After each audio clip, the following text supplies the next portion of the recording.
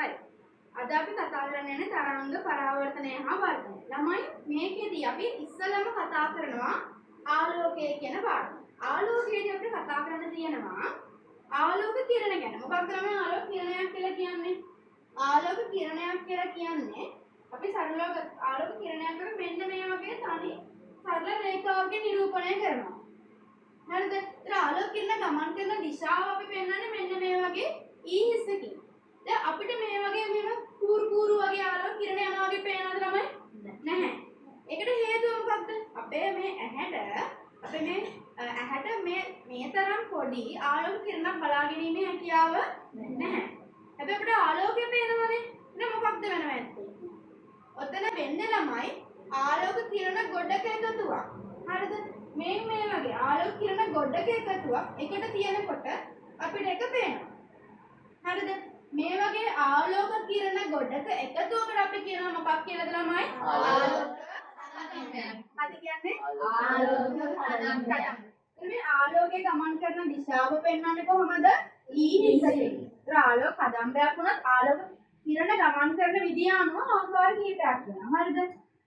ටිකක් මතක් කරගත්තොත් මෙන්න මේ වගේ සමාන පරතර ඇතුව ගමන් කරන ආලෝක කිරණයකට අපි කියනවා සමාන්තර ආලෝක කදම්බයක්. මොකද්ද ළමයි? සමාන්තර ආලෝක කදම්බයක්.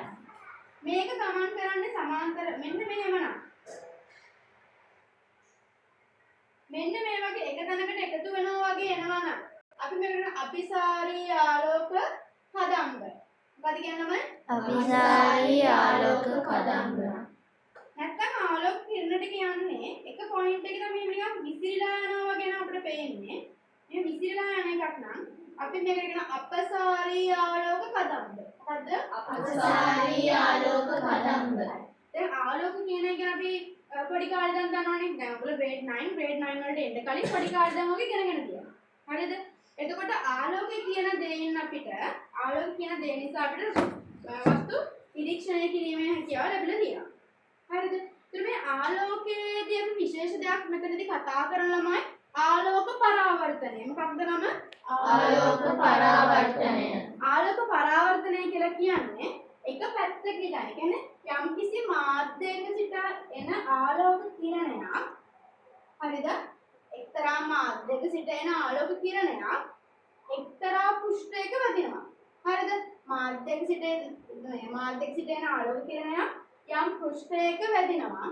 වැදිලා එම මාධ්‍යයටම හැරී ගමන් කිරීම. පැහැදිලිද? මෙන්න මේ වගේ.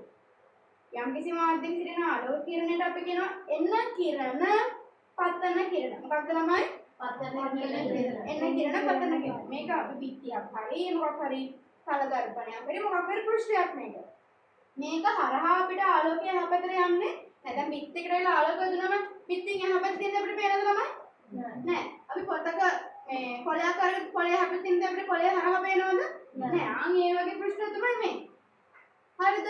එතකොට වෙන්නේ මොකක්ද? මෙහි ඉඳන් එන ආලෝක කිරණ පතන කිරණ එක්තරා පෘෂ්ඨයක වදිනවා. එක තැනක එක පොයින්ට් එකක වදිනවා. මේ වැදෙන තැනට අපි කියන ළමයි පතන ලක්ෂය. මොකක්ද? පතන ලක්ෂය. පතන ලක්ෂය. දැන් මේ ආවා පතන කිරණ ආවා යම් කිසි මාධ්‍යයකට පතනය වුණා. ඒ කියන්නේ මෙතන පතන ලක්ෂය වුණා. පතන ලක්ෂයෙන් ආපහු මොකද වෙන්නේ? හැරෙනවා. හැරි නැවත එම මාධ්‍යයටම ගමන් කරනවා. ඒක දිශාව මාරු වෙනවානේ. ආන්ගේ මාරු වීම දිශාවේ මාරු වීම පෙන්නනවා. මොකකින්ද? මේවා ආව දිශාව යන දිශාව. මේ යනවා ඒ යන කිරණ පරාවර්තන කිරණ. මොකක්ද ළමයි?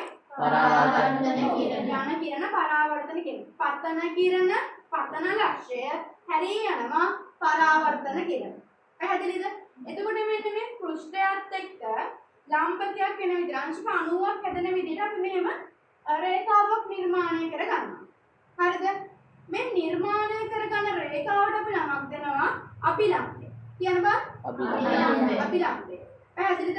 පතන කිරණය තියෙනවා පරාවර්තන කිරණය ගැන දැන් අපි දන්නවා. පතන ලක්ෂය ගැන දන්නවා. දැන් මම අලුත් කොටසක් කියලා දුන්නා. මොකක්ද? මේ තියෙන පෘෂ්ඨයත් එක්ක අංශක 90ක් නිර්මාණය වෙන විදිහට හැදෙනවා මොකක්ද? රේඛාවක්.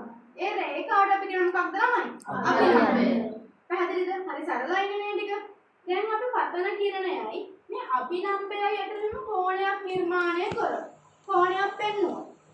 මේ කෝණෙට කියනවා පතන කිරණ නිසා හැදෙන කෝණෙනේ.